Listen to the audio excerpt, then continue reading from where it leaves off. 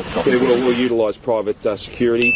We'll also utilise members of Victoria Police, and I'm very grateful to the Prime Minister for his offer of support from the Australian Defence Force. I think people will do the right thing. I think it is fundamentally incorrect to assert that there was hundreds of ADF staff on offer. I had no expectation whatsoever of extensive support coming to us from the ADF. No one had any expectation that there would be extensive support.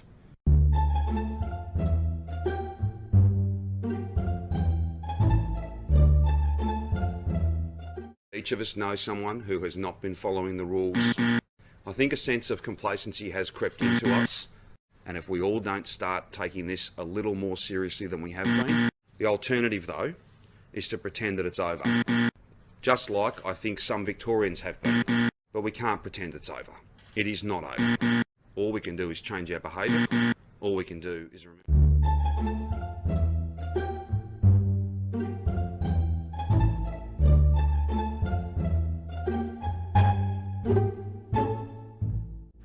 Disappointingly, I have to inform you that there were more than 130 unsuccessful visits, so around 1 in 4 people cannot be found at home.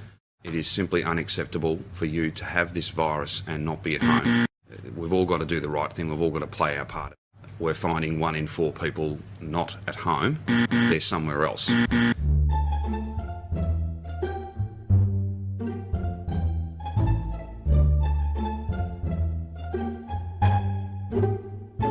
So the Premier a few weeks ago said that his data showed, because of the door knocks, about 1 in 4 Victorians weren't isolating. It's clearly a lot lower than 1 in 4, you would say? Yes. The community's been outstanding. The community compliance is outstanding.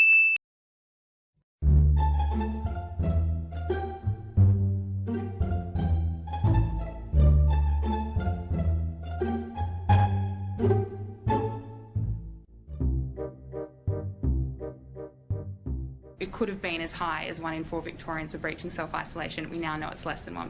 So why did you make that such a big part of your announcement during stage 4 lockdown instead of, say, acknowledging your government's failures in hotel quarantine? Oh, so that's the real question. I'm sorry, I was building up to that. If you're asking me why did I say that 1 in 4 people weren't home, because 1 in 4 people weren't home. Okay. That's why I said that.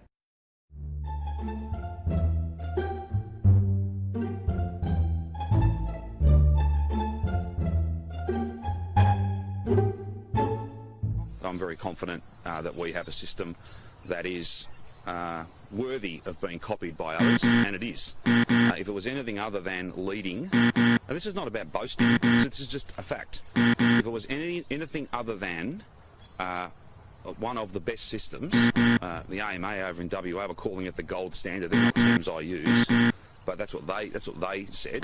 If it was anything other than a good system, then I doubt very much that other First Ministers across the country would have agreed to copy it.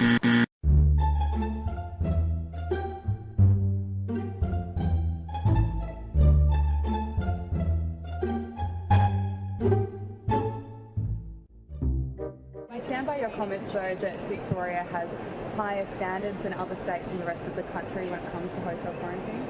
I've been very clear about the facts of these matters. I don't think that other states would be copying a model that was anything. Well, the only reason staff are getting tested every day is because. Sorry, Premier, what other states are copying Victoria's model? Well, with the greatest of respect, if you ask the questions and then I'll answer them, and if I can complete a sentence, then we'll be able to get to the next one.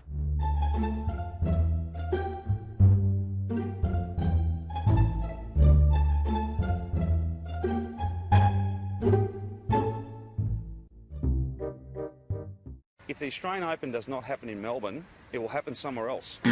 It'll happen in Japan, it'll happen in China, it'll happen in Singapore. And the real risk then is it doesn't come back. It doesn't come back.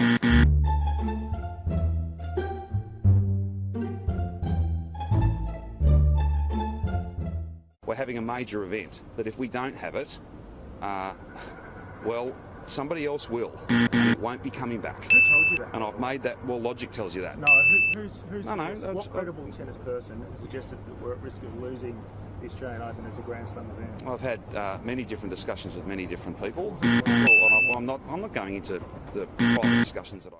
Well, then that answers your question. There's just no one that I can find in tennis that agrees that Melbourne's at risk of losing the Australian Open as a Grand Slam Well, again, let me just go back through this. I've done it a few times. I'll do it again.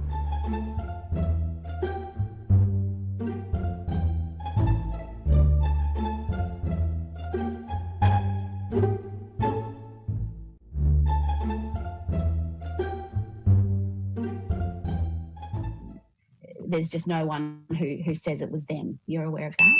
I am. Do you know who it was? No, I don't. No, I couldn't attest to that. I couldn't recall that level of detail. I can't specifically recall whether I can't be certain, not that I specifically recall, Ms. Elliard, I'm not certain. I can't clarify for you, or I have tried to search my record of this. Yes, I cannot recall that.